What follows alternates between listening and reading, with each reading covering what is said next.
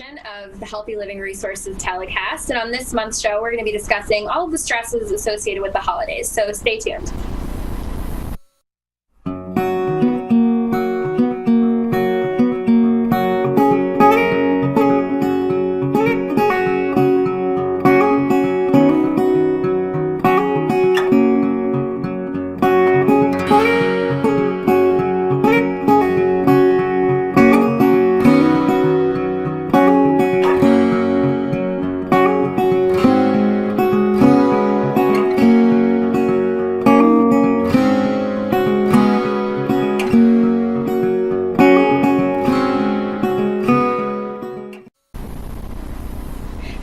Welcome to the November edition of Healthy Living Resources. My name is Amanda Woods. I'm the Healthy Finances Program Specialist.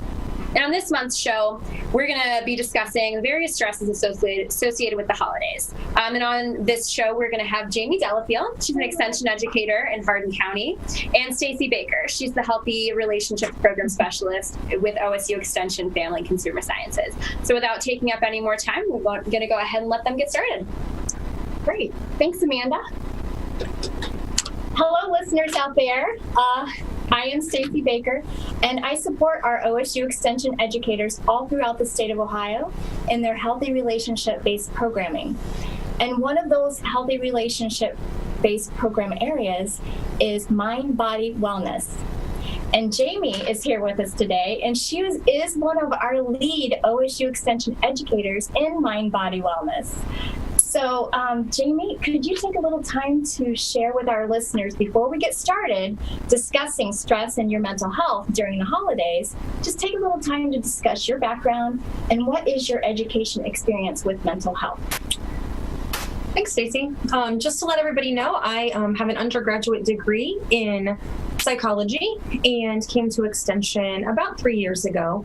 And in that time have done a lot of work in prevention and sharing with everyone about how important it is to take care of your own mental health. I'm a mental health first aid instructor in both the adult course and the youth course, have a national fellowship with the E-Extension Foundation, have sat on many work groups at the local, state, and national level working against fighting the opioid epidemic, and also just really want to make sure that everybody takes care of themselves. I live with anxiety every day and want to help others take care of themselves if they're struggling with a mental illness.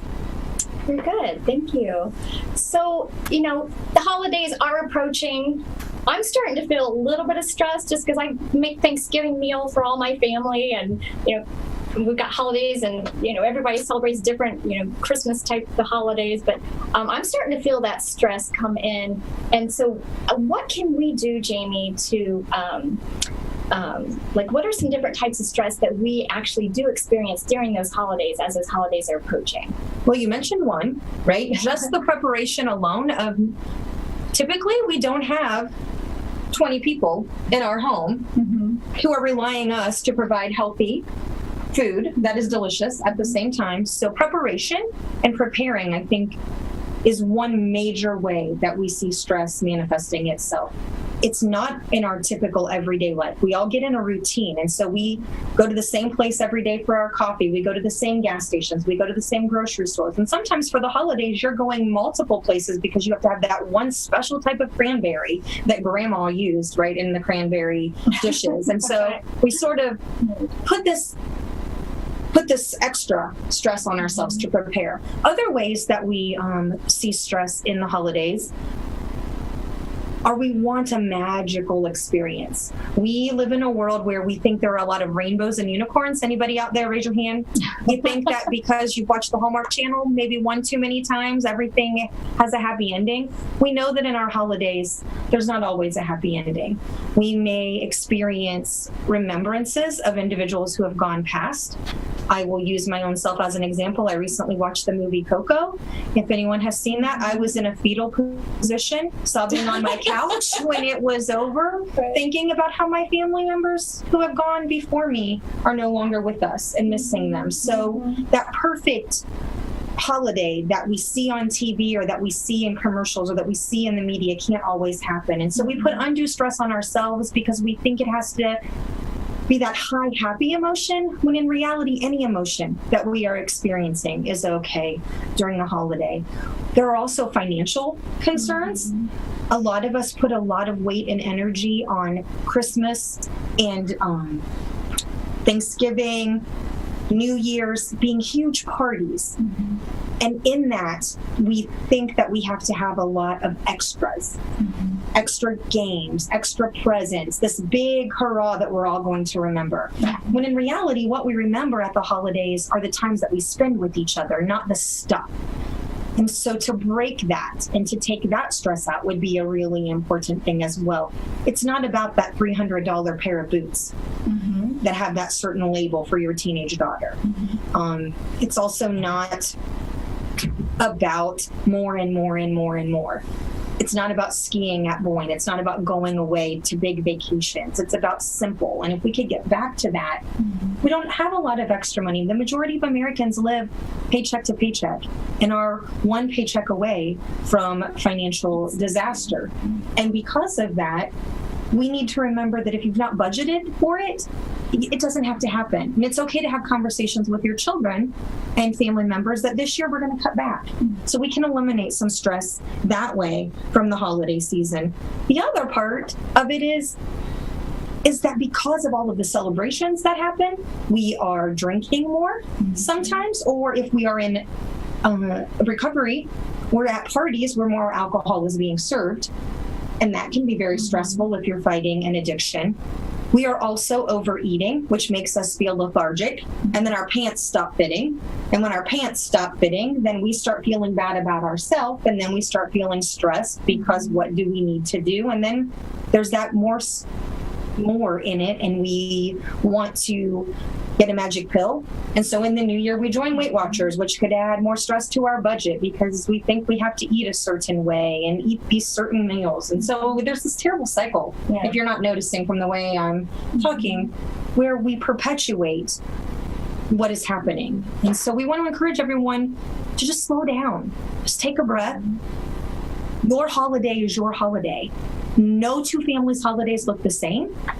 And that's really important as well. And it's okay to set boundaries. You do not need to be at a holiday party every other day.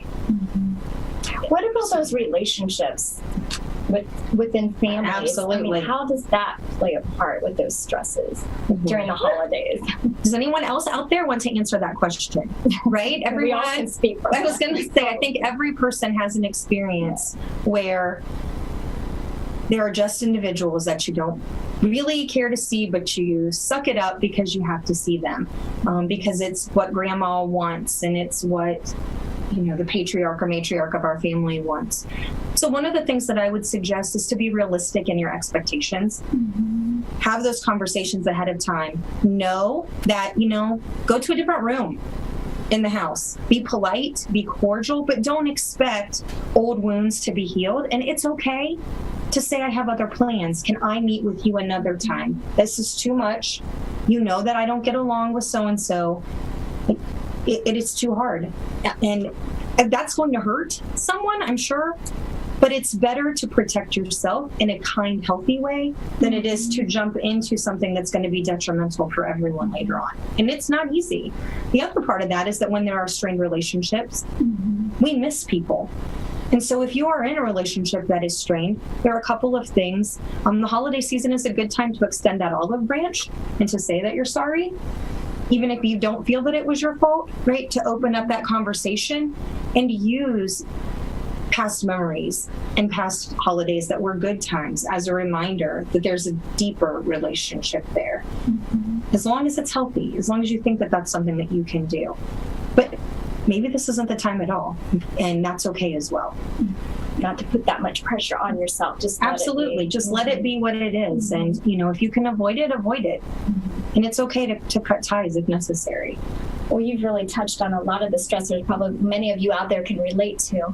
But in addition to those stressors, Jamie, can you help us understand why we feel this stress? What causes the stress that we're feeling? You've mentioned the stressors that we all experience, but what causes the stress to begin with? Where does it come from? So innately, we are all pleasers. no matter what your personality type is or no matter what your temperament is, we live in relationship, like we just talked about, with other people. And in relationship, we want to make people happy. The holidays are a time to make people happy, to show people we care. We're actually intentional at the holidays of saying, I love you. I want to be with you. Be a part of my life. Come be with me. We're with all of those parties, right? We're all much more focused. We're not having parties in March. It would be really nice if we did. So let's maybe have a Christmas in March party instead of Christmas in July to take some of that stress off. But we are intentionally trying to see people that we haven't seen in a while, individuals who have lived far away. We live in a society where we don't always live where we grew up. And so people are home for the holidays, being home for the holidays, which we didn't even talk about that being a stressor, right? Travel can be a huge stressor during the holiday season. But that ties back into this, we want things to be perfect. So I'm going to tell you all, in case you haven't figured it out, we don't live in a perfect world. Life is not perfect. Things are going to go wrong. So we want to try during the holidays to leave room for laughter at those mistakes, to leave room for things to be different. I remember when we got married, and this was 23 years ago, someone said to me, nobody knows what you dreamed. Nobody knows what you wanted it to be. So if the pie turns out a little burnt, scrape the crust off if it's still edible, right? And everybody laughed, then make a memory about the pie that got burnt. So make a memory of other things. Don't take so much on. Ask other people to help you. Grandmas, grandpas don't need to be cooking everything. It's time for them to sit and rest. Those of us that are the grandchildren in our 40s and in our 20s and in our 30s and in our 60s need to start taking some of those burdens and helping out. So I do think that we bring a lot of it on ourselves. And also, I'm going to encourage everyone, turn off Facebook. Turn off social media. Okay, we laugh in our house because if we don't post it on Facebook, it didn't really happen. But don't worry about what everyone else is doing. Don't compare yourself. We are always judging ourselves based on other people's pictures, other people's comments. Don't. Own what makes you laugh. Own what makes you happy. Own your traditions. And make some new ones. And sometimes the best traditions are those, like I said, where it wasn't perfect. We don't have to have a holiday where it's timed. And I've been to a few holidays where literally there's a script that our family follows. And it's not a typical holiday until we say those things or until we do this. Change it up a little bit. Live a little more spontaneously. Let go of some of that. Yeah, I think that digital advice that you give is so important too, because we're there. We may not see some of these family members but once a year. So to be able to connect with them in person and get off those devices, take advantage of all the time that you have while you are together. I think that's great advice as well. Yeah, absolutely. So, so how does stress affect mental health? How does it affect our mental health? So everyone take a deep breath, right? Here we go.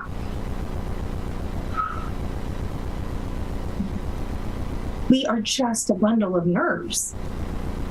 And when you try to add the holidays onto everyday living, we become individuals who can't shut off. And whether you live with anxiety, whether you're struggling with depression, whether you have a diagnosed mental illness, for example, stress is a part of our life. It's part of just everyday living. And so when the holidays come on, we are adding more stress to what is already there. And so what we need to think about is, what can we give away? What really is our priority? How do we make lists? What does that look like? Because you can't think properly. Stress affects your entire living. It affects your brain. It affects your muscles. It affects how you digest things. It affects what you eat, how you eat, who you hang out with, the choices that you make. And when we bring all of that outside in, on top of the normal, so here's our normal everyday life, right? And then we've got the holidays. So there's this, and then there's this. And then you've got kids in sports, depending on your age, or you've got a family member who wants you to be at their house on Christmas Eve, but you'd already committed to being at someone else's house on Christmas Eve. The tug and pull, yes. That tug and pull, back and forth, back and forth. What ends up happening is the stress becomes so overwhelming that what I do, and I don't know about any of you out there, is I become a hermit and I just don't want to go anywhere. And I go, I just can't handle it anymore. And so we break down. Mm-hmm. And we don't want to see that happen to you. This is a time for us to be intentional about loving and being in relationship. But if you are so overwhelmed by everything that's coming in at you, you're not going to be able to enjoy the laughter and the silliness of your family. And we just want to encourage that. So I think, it's hard to live when you can't shut off your brain. Mm-hmm. And that's what stress does. Yes, it affects our whole body, top to bottom, but essentially, we can't turn it off. It's our brain. Like when you think about a test. So for students out there, when you're ready for a test, stress is a good thing because you're focused on that test and you're getting ready for that test. But the minute that test is gone, you can breathe. Mm-hmm. What happens to us is that the relationships that we are in with other people at the holidays don't always allow us to let that stress go. Holidays are with us all of the time, even if it's not that day. Yeah, some folks can work themselves up an entire year, right, as you moved closer and closer to those holidays. I mean, I know people who start Christmas shopping the day after Christmas for the next year. Absolutely. I tried that once. Mm-hmm. I can't find any of the presents that I bought. I don't know where they are. They're somewhere in the garage and we'll find them later. I have no idea. For taking advantage of the sales. Exactly. Yeah. Well, Jamie, we've talked about stressors and we've talked about what causes stressors and our mental health and how that all affects our mental health. Well, now can you give our listeners coping skills, or how do they cope with this and manage this holiday stress? What are some tips that you could give them? All right. So the first one is going to be for individuals who are living with a mental illness, and that is stay in therapy and continue your typical daily routine. Try not to add too much to what you're already doing. The next tips are for anyone. And I would say the first one would be don't rely on drugs and alcohol to help you cope. Mm-hmm. If you are normally not a drinker, when you go to a party, take one glass of wine and then get water or a soft drink when you're done. And that pressure from family members when they're drinking, have another. I see, that trickles in as well. Absolutely. Yeah. So be smart, set your boundaries and stick to them. Mm-hmm. The next thing is to set realistic expectations. And we've said that multiple times. Be okay with it not being a Hallmark moment. Be okay with that things are going to go wrong. Be okay with not having thousands of dollars under the tree. Don't go into debt for the holiday. Set a budget and stick to it. And depending on the age of your children, I know the best thing that we have done as a family, I have 2 teenagers, is that we have decided to stop buying presents and we are doing trips together. So we take the Christmas budget and we then go and make a memory. So we've done some really fun weekend getaways and we use that Christmas money then throughout the year. My children are really into musical theater. And so one of the things was in July, we got a Christmas present for ourselves and there was a sale for theater tickets. So we bought season tickets. And so once a month we're going to a theater show together. So we have Christmas all year long. Yeah, and that brings the family together. That's a gift that allows you to be together and share as a family. Absolutely. Because rather than those material gifts, that's a gift to bring the family closer. Absolutely. That's a great idea. And no matter the age, Zoom memberships, skating lessons, passes to the ice rink, there are all sorts of fun experiences that you can give. But again, that's your budget. Determine what your budget's going to be and how you're going to spend that. And that's part of that realistic expectation, is not overdoing it. Nobody remembers a lot of that in 10 years. Mm-hmm. They remember the laughter and the love. And they remember the fights. We've talked about the stress of fighting. So, avoid those situations if you need to. Mm-hmm. That is a big one in those realistic expectations, is to know that it's okay to back out of it and set that boundary. The other thing I would say is take time to get outside. Take a walk. I'm really bad about this sometimes, especially when it gets dark outside. I come home and put my pajamas on, and it's 5:30. And I don't want to go back out again. So don't go home and put your pajamas on. Take a walk. get some sunshine. I know it's few and far between here in Ohio, and we can talk later if there's time about seasonal affective disorder and how that affects our mood. But we do have a tendency sometimes to want to curl up. Fight that urge, call a friend, grab your kids, put them in the stroller. Just because it's cold, we have clothes for that. Put on a hat, put on gloves, take a walk, get outside. Soak up as much sun as you can get. Even if that means I have a lamp that's a UV lamp, get a couple of UV lamps if you need to help you brighten your mood. That is so important because our Ohio weather, we don't get a lot of sun during those winter months, and that can definitely bring on those winter blues. It's real, right? Absolutely. Yeah, because you just want to curl up. And that contributes to all of that stress. Absolutely. And your mental health and how you relate to people, how you react to people, your choices, and absolutely. Right, because if I'm not feeling it, we can't serve if our cup is empty. And that brings me to the next thing that is really good to do is find somewhere to volunteer. Meals on Wheels, a homeless shelter, a coat drive, Toys for Tots. You don't have to spend money to give. And as a family, if you can find a way to do that, that just adds a whole nother dimension to what you're doing. And we always learn that we don't have it so bad.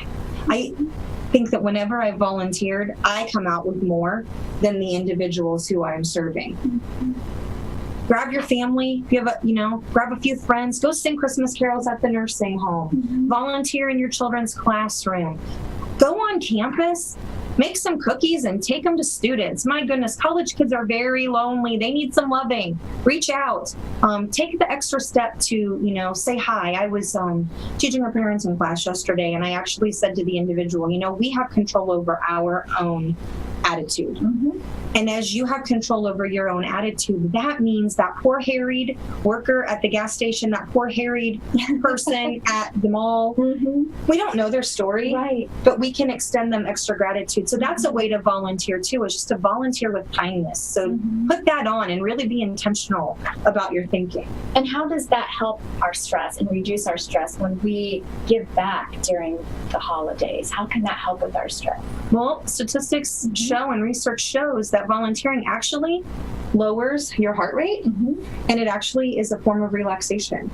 So what that does is it gives you a place. You may not be a yoga person. I'm a little antsy. I do like my yoga class, but it really takes me about 20 minutes to get into the 30-minute class, right? Until I'm finally in that Zen-like state to let it all go. Relax. Yeah. Right. But when you volunteer, you're getting some of those same benefits. Because your brain switches, right? So the neurons and the way our brain works, that's a whole nother episode, I think, on how our brain develops. But when our neurons start firing, and it's about empathy, and it's about sympathy, we are digging deep into our soul, and that is amazing. Because and so it feels good to give back. Right. And so we're volunteering, and you feel that in your heart, you feel that in your mind, you go, oh. So it's a whole different level. And then on that note, right, think about other things that you can do to give you that space to breathe, to lower your heart rate, to slow your brain down. Again, America is so commercialized. That we want to think about how do we get away from that. So, and how do we be mindful? That mindfulness. That what you have? Yeah. So what are mindful practices? Mindful practices are anything where you're intentionally thinking about why am I doing what I'm doing?